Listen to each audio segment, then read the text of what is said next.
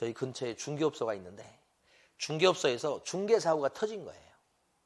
중개업소에서. 그래가지고 그 손님이 약간 무리한 주장을 했어요. 그 내용은 제가 다 까먹어가지고 다 듣고도 잊어먹었는데 무리한 주장을 해가지고 결국 그 손님이 손해를 본 거야. 그러니까 중개업소는 물건 떨어져가지고 손해배상하라 이렇게 된 거예요. 근데 중개업소는 자기가 잘못한 게 없으니까 손해배상 안 해준 거예요. 그랬더니 그 손님이 전국 철거민연합회 거기에다가 돈을 주고 사람을 고용했어요. 그래서 어떤 일이 벌어졌냐면 부동산 사무실 앞에 확성기를 틀고 장송국을 틀고 아침 이슬을 틀고 무슨 사장 아무개는 각성하라 그러면서 하루 종일 시위를 하는 거예요. 거기서 시위 허가를 얻어갖고. 그러니까 그 부동산이 뭐예요? 일을 할 수 있겠어요? 쩌렁쩌렁 울리게. 그 뒤에가 아파트 단지인데. 그 옆에 있는 부동산들도 다 시끄러워서 일을 못할 정도로 그렇게 고통을 줘가지고 뭐예요? 손해배상 해주게끔 하려고 하는 거죠. 그럼 손해배상 받으면 어떻게 해야 돼? 제가 듣기로는 나눠 먹기로 하는 거예요. 그러니까 이게 정액을 얼마 받기로 하고 해주는 경우도 있고 받은 거에 대해서 얼마 나눠 먹기 하는 경우도 있고 그런 모양이더라고. 그거 하더라고. 그때부터 이제 인식이 틀려졌잖아요. 제가 그 얘기를 듣고. 야, 이게 세상이 이게 간단치 않구나. 저 사람들 진짜 그냥 와가지고 자선 활동, 봉사활동 하는 줄 알았더니 그게 아니고 돈벌이 직업이에요, 직업. 그래서 그다음부터는 가끔씩 보이잖아요. 이렇게 봉고차 같은데 정철련 해가지고 위에 뭐 이렇게 해서 왔다 갔다 하는 직업이라니까 그게. 야, 그것도 밥벌이로 쓰더라고요. 경매시장에도 그런 사람이 있다고요. 너무 당연하다고요.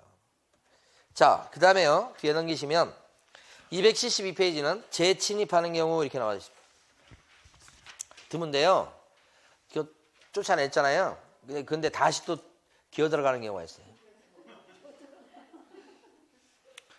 그러니까 이 잠금 장치를 소홀히 하면 이게 다시 들어가 버리는 경우가 있어요. 왜냐하면 그 다시 들어가 버리면 그 다음에 그 사람을 끄집어낼 때는 소송하셔야 돼요. 명도 소송. 오래 걸려요. 그러면 오래 걸리게 되면 이거 진짜 그냥 끝난 거예요. 이게 오래 걸리게 되면 이사비도 더 많이 줘야 되고요. 그러니까 절대 이제 낙찰받은 집에 대해서는 무조건 열쇠 바꿔야 되고요.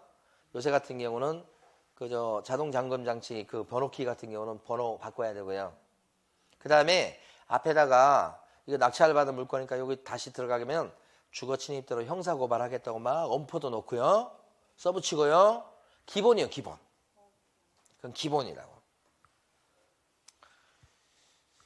그렇지 않으면 이제 혹시라도 다시 들어가 버린 일이 발생하면 낭패야, 낭패. 그래서 뭘 해야 된다고요? 두 가지. 요새 같은 경우는 번호키가 많으니까 번호키 바꾸고 두 번째는 뭐요? 앞에다가 경고장 붙이고.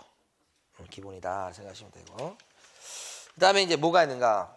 낙찰 받고서 이제 어떤 경험을 많이 하게 되냐면 거기에 있던 세입자가 재계약을 하자고 하는 케이스가 있어요. 상가 같은 경우도 그렇고. 그럼 재계약을 하게 되면 명도가 없잖아요. 무슨 말인지 알죠? 거기 있던 세입자가 뭐예요? 낙찰을 받은 사람이랑 우리 다시 계약합시다 이렇게 하는 거예요. 상가도 그렇고 주택도 그렇고. 재계약이 이루어지게 되면 별도로 명도할 게 없잖아요. 좋은 거예요. 그러면 여러분들은 세입자가 재계약하자고 그러면 어떻게? 하는 게 좋겠죠. 하는 게 좋아. 그런데 그 사람은 거기서 계속 살고 있는 사람이잖아. 계속 영업하고 있는 사람이잖아요. 그렇죠?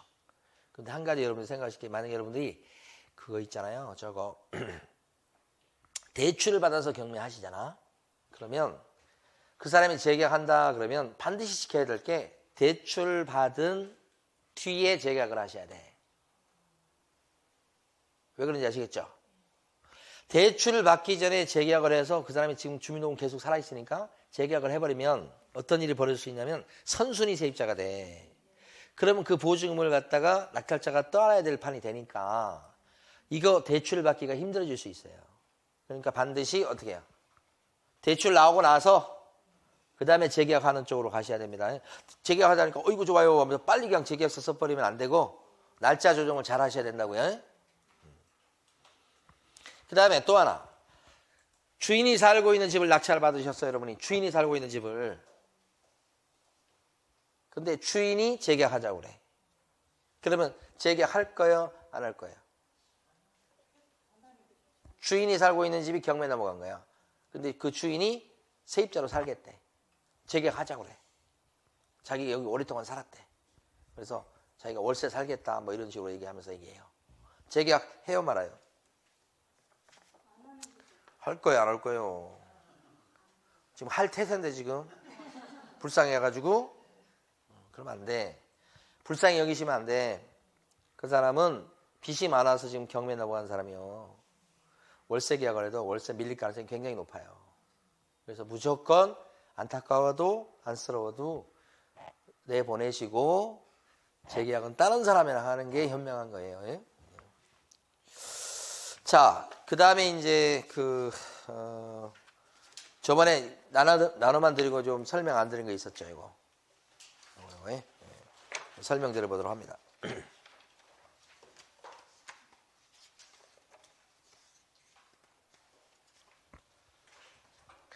여기 사건 번호가 14타경 18038.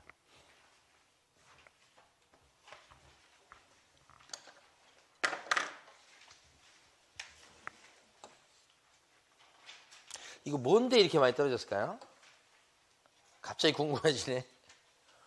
지금 3억 2천 얼마짜리가 6,700까지 떨어졌잖아. 미납담명이 있었고. 예? 광진구에 있는 건데. 빌라 같다고 돼 있네. 빌라. 빌라인데 건물 면적이 10평이 안 되네요. 9평 정도 되네. 21년도 2월 달에 경매에 붙여졌는데 지금 한참 떨어져가지고 23년도까지 진행되고 있잖아요. 지금. 뭔데 많이 떨어졌을 것 같아요? 자, 모르겠어요, 저도. 근데 이게 6층 중 3층이라고 돼 있죠? 빌라예요, 아니에요? 빌라는 6층이 될 수가 없잖아요. 그렇잖아요. 그러면 이건 얘는 어떻게 된 거예요? 잘 된 거예요, 잘못된 거예요? 물건의 종별 표시를 갖다가 100% 믿지는 마세요. 그러면 왜 그런지 모르겠으나 한번 볼게요. 뭐냐면 건축물 대장을 뜯어봐요.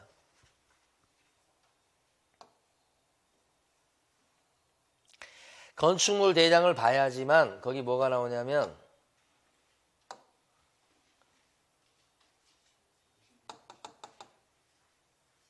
나오죠, 이게. 도시형 생활주택단지형 다세대라고 나오죠. 그러니까 여기에 실무적으로 얘기할 때 도생이요, 도생. 도생은 도시형 생활주택은 뭐냐 그러면 다세대 주택 빌라하고 근생하고 사이 정도? 근생이 뭔데요? 근린생활시설인데 근생은 상가 점포, 사무실. 다세대 주택, 요건 주택. 다세대 빌라는 주택. 그러면 도시형 생활주택은 주택이에요, 상가예요? 주택이야, 주택. 근데 사이라고 하는 것은 주택 개보인데, 주택 족보인데 확보해야 될 주차 대수를 줄여준 거예요. 상가 점포가 확보할 주차 대수가 많겠어요? 다세대 주택 빌라나 아파트가 확보할 주차 대수가 많겠어요?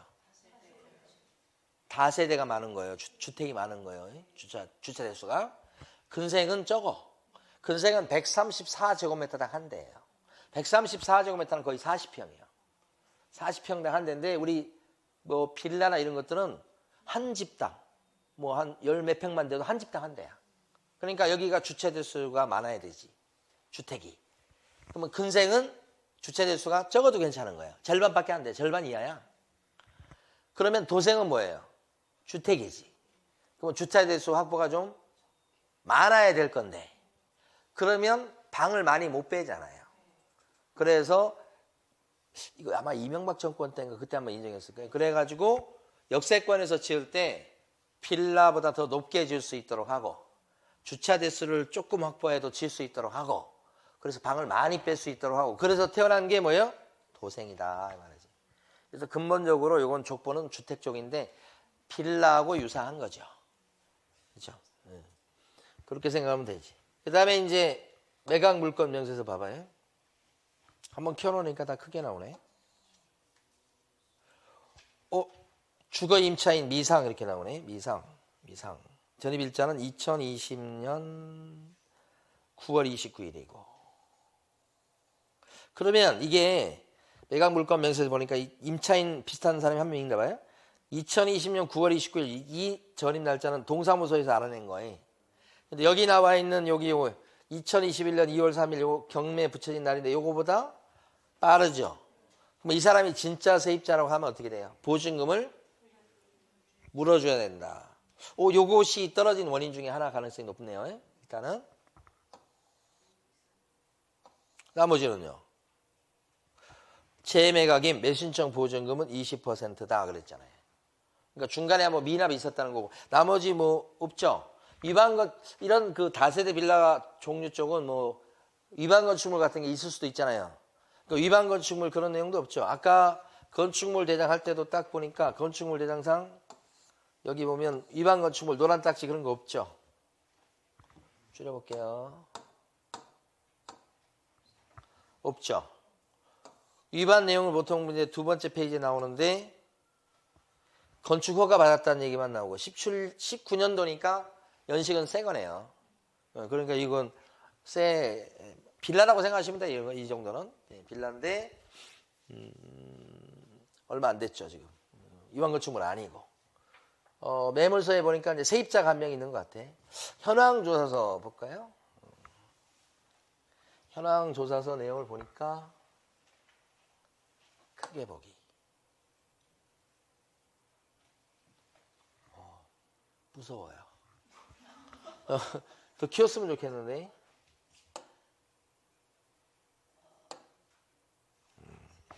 여기 보니까 뭐라고 돼 있냐면 임차인 별지 점유 이렇게 돼 있고 보니까 전입세대 열람 내역서 및 주민등록표 등본상 정수진 세대가 등재되어 있으며 현장 방문 조사 당시 정수진에 의하면 본인이 전부 점유하여 거주하고 있다. 그러니까 만났네.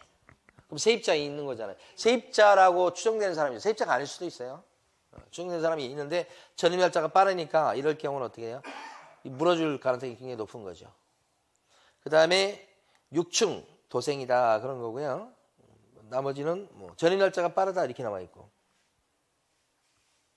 거주하고 있고 별 얘기는 없네요. 이렇게. 그리고 이제 다음에 뭘 볼까요? 등기부를 잠깐 볼까요? 등기부.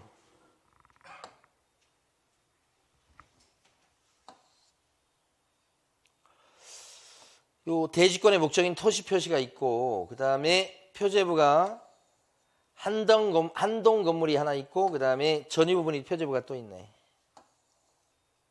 근데 이 전위 부분도 밑에 보면 대지권의 표시가 또 있는 걸 봤을 때 대지권 등기가 된 거죠.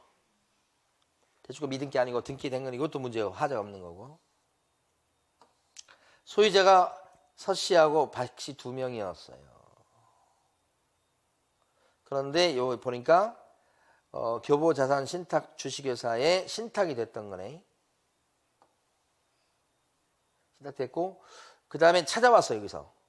그러니까 서 씨 부부 모양이에요. 서 씨하고 그 다음에 박 씨인데 동갑이네.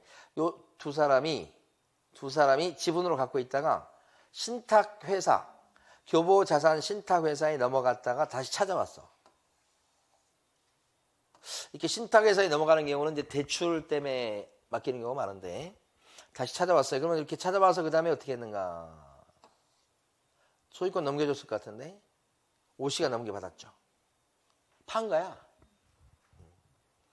그러다가 채권자 일반 개인 채권이죠. 양석진 씨가 채권자가 경매를 넣었다 이렇게 나온 거잖아요. 은행이 경매 넣은 게 아니잖아요.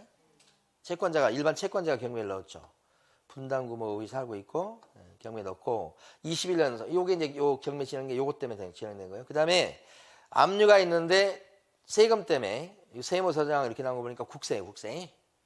그다음에 또 하나 압류가 있는데 이것은 건강보험공단의 국민연금이라든지 건강보험료가 압류된 거지. 이렇게. 을구에 대출이 있느냐 그랬을 때 없죠. 갚았네요. 갚았어요? 이렇게. 그러니까 얼굴은 깨끗한 거예요, 지금. 말소됐기 때문에. 요 신협에서 대출 나왔다가 이제 없어진 거예요. 이게 언제 나왔냐? 2020년 6월 달에. 2020년 6월 달에 이게 없어진 거예요. 그러니까 대출이 일어났던 거예요. 그러다 말소된 게 9월 달에 말소가 된 거예요. 6월 달에 쉽게 얘기하면 6월 달에 꽂다가 9월 달에 말소시킨 거예요. 2020년. 아까 매각물건 명서서에서 전입 날짜는 언제였죠? 아까 매각물건 명서서인가? 딴 거 눌렀나요? 맞잖아. 20년 9월 달이죠. 그러니까 이 사람이 이제 들어오기 전에 9월 29일인데 날짜는 들어오기 전에 없애준 것 같아. 흐름상 그렇잖아요. 됐어요. 그러면 이게 왜 이렇게 많이 떨어졌을 것 같아요? 여기까지 조사를 쭉 해보니까. 전자지도 잠깐 볼게요. 물건과 관련해서. 이거잖아요. 가까운데요? 이 정도면 가까워요. 충분히 이용할 수 있어요. 신축이에요. 도생인데 면적이 좀 적어. 10평이 약간 안 되니까. 위반 건축물도 없어. 유일한 하자는 뭐냐면 누구겠어요? 요 사람이지. 근데 요 사람인데 밑에 등기부를 쭉 보면 지금 양 씨가 3억 받아내겠다고 경매를 넣은 거잖아요. 자, 금융권에 대출이 있어요, 없어요? 없다는 얘기는 이 사람이 선순위 진짜 세입자일 가능성이 높죠. 그 진짜 세입자일 가능성이 높다고 보여주는 게 대출이 없잖아요, 지금. 그럼 이 사람의 진짜 세입자라고 하면 배당 요구가 않기 때문에 이 사람 보증금이 얼마인지 모르겠으나 어떻게 해야 돼요? 물어줄 가능성이 높다는 거지. 그러니까 여기서는 지금 이게 전세로 사는지 월세로 사는지 모르겠으나 이 전세 보증금에 대해서 물어줄 가능성이 굉장히 높은 물건이 되니까 그 전세 보증금만큼 떨어지는 것이 되겠죠. 근데 전세로 사는 것 같아 이렇게 떨어진 거 봤을 때, 그죠? 전세 보증금이 뭐 2억 7천이다 그러면 2억 7천만 원만큼 마이너스를 해야 되는 거니까 2억 7천 정도 이 금액으로 보면 전세 시세가 뭐 2억 7, 8천 될 것 같아. 이것만 놓고 보면 조사된 건 아니고 그러면 그만큼 떨어지면 요 언저리에 언제 될 것 같아. 이거 받아도 거의 이거에 받은 거잖아요. 그럼 시세는 이 정도 될 것 같아요? 지금 시세 그 정도 안 될 거 아니에요. 이게 한참 상승기 때 22년도에만 그렇게 잡힌 게 되고 막 그러죠. 감정가는 2021년도 2월 달이야. 그러니까 한참 상승기 그때니까 3억 잡히지 지금은 3억이 뭐예요. 2억대 중반 뭐 이렇게 떨어졌겠죠. 그럼 이거보다 더 떨어져야 되겠죠. 일단 그래. 이 사람 세입자의 보증을 조사하지 않으면 이것은 입찰 못 들어가는 거지. 조사가 안 됐어요. 예를 들어서. 안 들어가면 돼요. 못 들어가. 그것 때문에 떨어지는. 그러니까 이렇게 많이 유찰되는 거의 대부분은 뭐냐면 선순위 세입자 때문이에요. 대부분이. 자, 지나가기 그래가지고 한번 봤는데 이건 이 정도는 하고 쉬었다가 쉬었다가 요거 보고 보도록 하겠습니다. 잠깐 쉽니다.